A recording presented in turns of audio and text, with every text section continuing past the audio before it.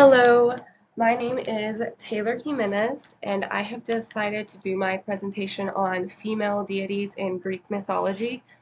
I chose this topic because after reading the textbook throughout the entire semester, Greek mythology is what really stood out to me, and I found it really interesting, so I wanted to do more research on my own anyways, but it is a pretty broad topic, so I decided to just focus on the female deities.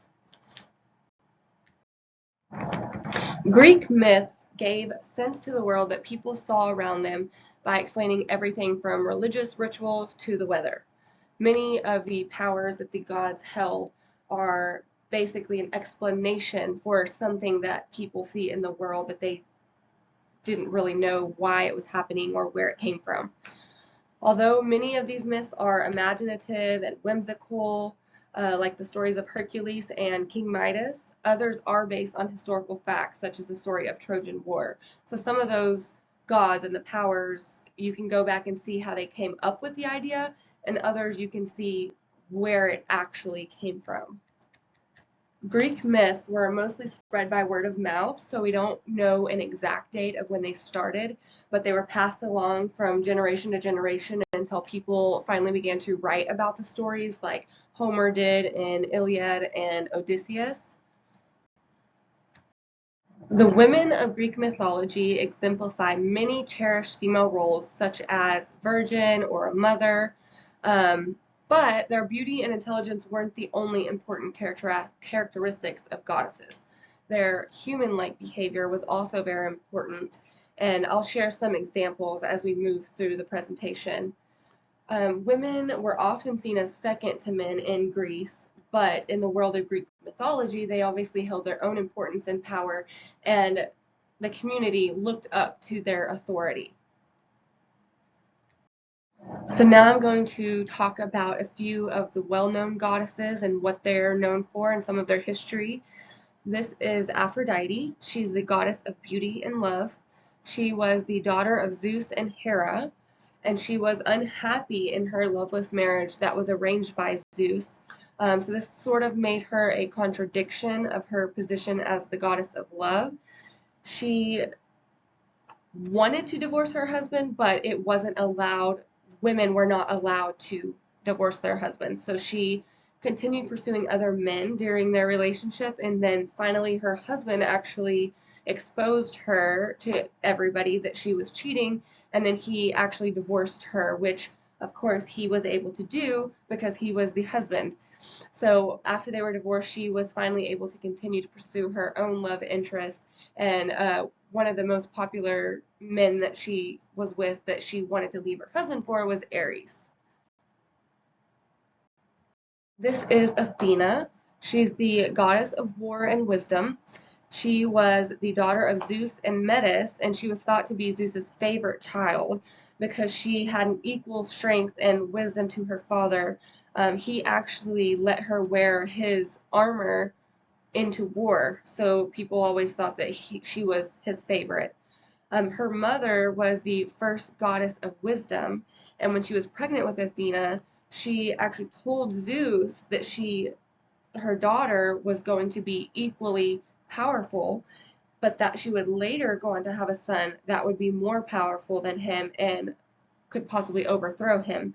So Zeus was really worried about this, and he swallowed Metis while she was pregnant, but Athena was still able to be born, and she was born as a fully grown woman and dressed in armor. She, throughout her life, although she had equal strength and wisdom to her father, she always looked to him before she did anything. She never wanted to make him angry, so she always asked his opinion on everything before she did anything on her own. This is Hera. She is the goddess of marriage. She was the queen of Olympus and the wife of Zeus. For a long time, she was the most worshipped goddess, and women actually prayed to her for guidance and protection in their own marriage. Although she was the goddess of marriage, she actually had a horrible marriage. Zeus forced her into marriage after raping her, and then he constantly cheated on her with mortal women. She wanted to get out of the marriage, and he would not let her. He would not let her leave. He forced her into the marriage, and then he would not let her leave. And she actually tried to have him overthrown by getting a group of gods together, and that plan did not work out, and Zeus was very angry. So after that, she was too scared to try to overthrow him or find a way to escape. So throughout their marriage, she was very jealous, but she was never able to escape Zeus. She also didn't want to lose her position as the queen of Olympus if she were actually able to leave. This is Demeter. She is the goddess of grain. She's also known as the goddess of health and fertility, but she actually became the mother of Persephone, who was a fertility goddess herself. When her daughter was kidnapped by Hades, he took her down to the underworld, and Demeter didn't know where she was. She just knew she was missing, so she looked everywhere for her. Eventually, someone told her that she was in the underworld with Hades, who he forced her into marriage.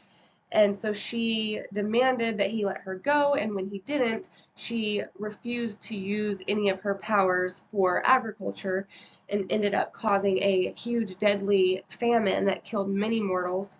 Eventually, Hades did release Persephone, but it was only for half the year. After her being in the underworld, she couldn't leave forever. So she had to spend half the year with her husband and half the year with her mom. And Demeter decided that when Persephone was with her, she would allow plants to grow, but whenever Persephone was gone to the underworld, she wouldn't allow any plants to grow. And this is kind of where the idea of the different seasons come from. This is Hestia. She is the goddess of hearth and home. She was Zeus's sister and the oldest child of Cronos. Her role represented tending to the home and the community. This was the public community as well as her home in private. She was known to be passive and quiet and was considered to be a reserved soul. She did not take sides in the war and instead tended to the eternal flame of Olympus. She was believed to have been one of the 12 Olympians, but as she got older, as she was the oldest child of Cronos, she was also the oldest of one of the oldest of all of the gods. So she actually was replaced by a younger goddess in Olympus, and she was basically excommunicated from the community. After completing this research, this has helped me better understand the women of Greek mythology and to realize that many of them actually experience the opposite of the powers and characteristics of what they're known for.